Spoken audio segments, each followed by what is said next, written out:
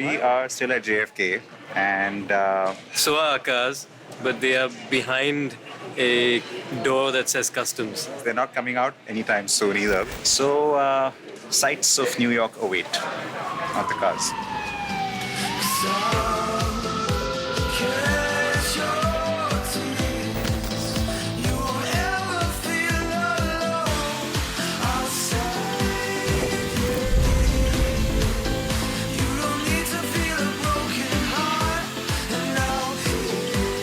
There's something about the city, right? Doesn't matter how many times you come here, you still sort of.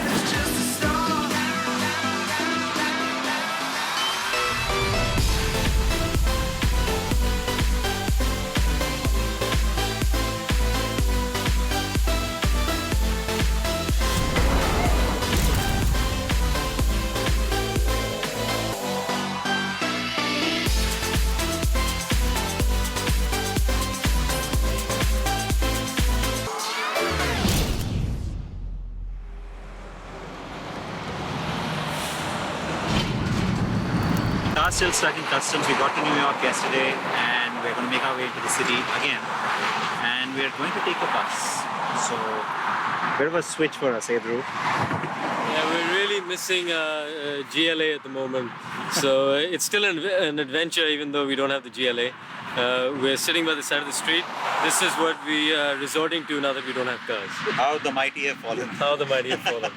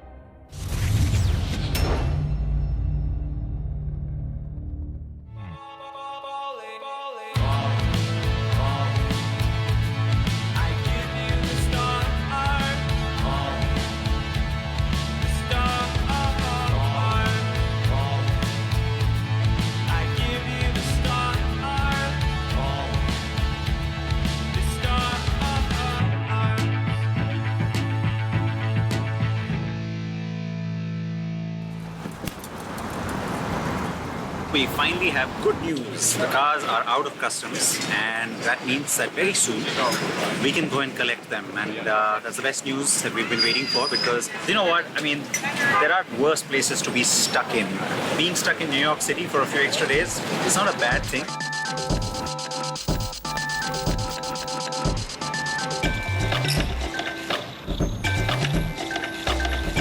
We're at the cargo terminal now to pick up the cars. And it's really high time we got them.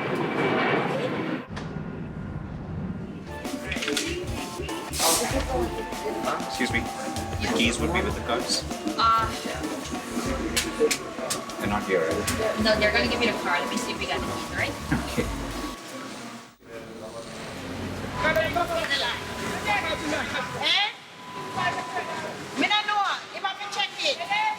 Yellow line. That's Siddharth Lakshman Rekha. If he crosses that yellow line, we don't get the GL and the GLAs. Does that make me Ram or Lakshman?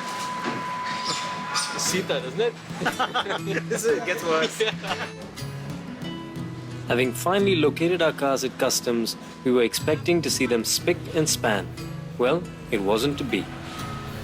You can see a lot of sand down here still. But otherwise the car looks fine.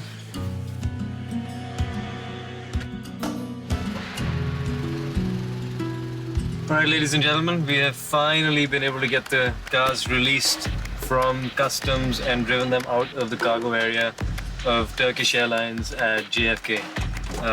We are at absolute fuel reserve, so luckily there's a gas station 1.7 miles away from where we are right now, and we have our fingers crossed that it has diesel, because we need diesel, of course, and we need to get there in double quick time because we really don't have any gas at all.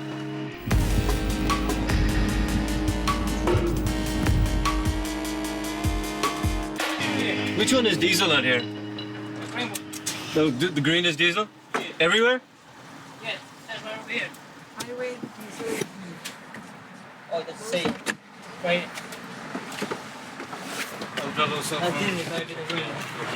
The sand in here too.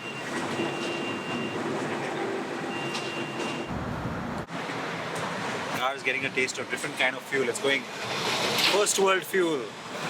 But of course here in the US, diesel isn't necessarily the most common fuel type. So I'm glad we've got it really quickly after coming out of the cargo terminal, because the GL definitely needed it.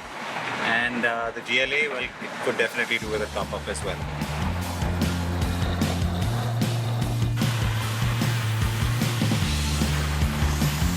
The cars now had their tanks full, but we desperately needed some rest.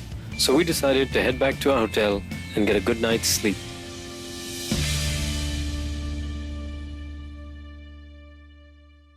Finally, the cars are here. They look like they could really use a good wash. I think all the sands of Africa are still on them, in them.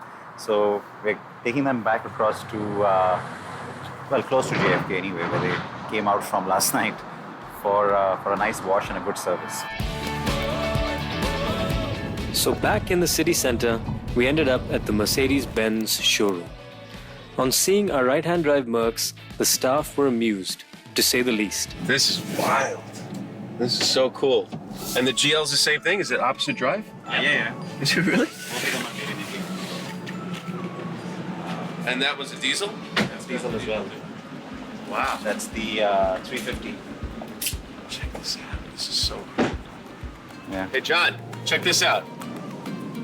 This might pre-imagine. They're from India. They're driving around the world. Opposite drive GL and a diesel GLA. This is John. This is my pre-manager. Hey guys. Same. They're opposite drive. Hi. Welcome. They put the steering wheel on the wrong side. I know, right? I don't know how they messed that up. Yeah, they got that wrong. Yeah. Supposed to go on this side. This is customers ready to shop. It's on the opposite side. Make sure you stop someplace across country. I hear, like, you know, I've driven across country myself, and I didn't make it all the way across, but you know, I spent 2 months out on the road, and you know, I stopped in a lot of different places, and you know, experienced a lot of different things, and you know, I hear about people that are driving across country, and they're like, "Oh, I made it to California in 3 days," and I'm like, No, "Oh, that's we're so not. sad," you know, We're because you doing miss 2 so weeks. much. Yeah, I know. You guys just came off the boat, huh? Yeah, came off the flight, yeah. Off the flight. They flew him from Casablanca to Istanbul. Wow. So we took them off we drove them out of the cargo area. And then what you're going towards? You're going west now. You're going to California. Take me with you. Yeah, man. Me too. Jump in. Jump in. I'll go with the carrier. I don't care. Yeah. Cheese. All right. We're now heading to the service center, which is the 50-bay workshop in Flushing Meadows, which is pretty big. Finally at the service center. Oh, it's right side drive. While the car's getting serviced, we're going to make a little excursion out into the Bronx, where we get to meet a very special person. Noel something? Yeah, well, all I know is in the list of cars, he's got a 1966 Mustang Shelby GT 350. The hunger pain, sparking my brain, maintain, set aflame. Peace. Gorgeous. Oh, look at that. What a color. Those rims are pretty big too. Look at my socks. So this one's for me. And given what Dhruv's wearing, that one's for him. I think I'll stick to the red one on the that's parked inside. Really pink, yeah. Noel, How are you? Sid, that's Dhruv. Hey, How are Dhruv, you? nice meeting you. Good to meet you. This is quite a place you have. And tell us about it. I mean, the background. How did you get started out? And tell us about the place. Oh, well, I started selling cars in 1988, and it started out just simply as just trying to make a living and just trying to pay a few bills. And I started to dabble in the collector cars because I had a partner. He had an interest in it, and I started to buy them myself. And since I've got involved in them, I just never could tear myself away from them at all. So are you surprised by how crazy the values have become in the recent past? I have. A collector car is one investment that you can put your finances into, and while your finances are not only growing, but you can also have fun with the car at the same time. Yeah. What are people mostly looking for? People like a lot of the muscle cars. A lot of the muscle cars from the 60s and the 70s, they seem to be very, very exciting, you know. This particular one, this little Shelby GT 350 here, this one has an original engine, so it's the original motor that's in there, but this motor has been spruced up a little bit to give a little bit of a more appealing look to it. You want to take a look and see what it looks like? Okay. Let me. Look at it. So that's what, the 289? That's a 289 in there. That's a hypo engine, and so that has the best horsepower output for the 1960s. You want to hear it fire up? Yes, Oh, that'd please. be great, yeah. I thought you'd never ask.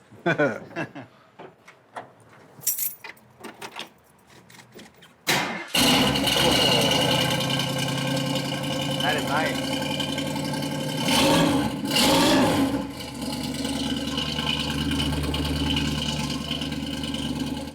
So you can see from hearing it, this is not a car that's sickly. It's very healthy. You think we can take it out on the road? I was hoping you were going to ask that. I'd really like you to feel this puppy and see how she really rolls down the road. I like to see your expression when you're driving this. Good stuff. Let's do it. Let's do it. Yeah.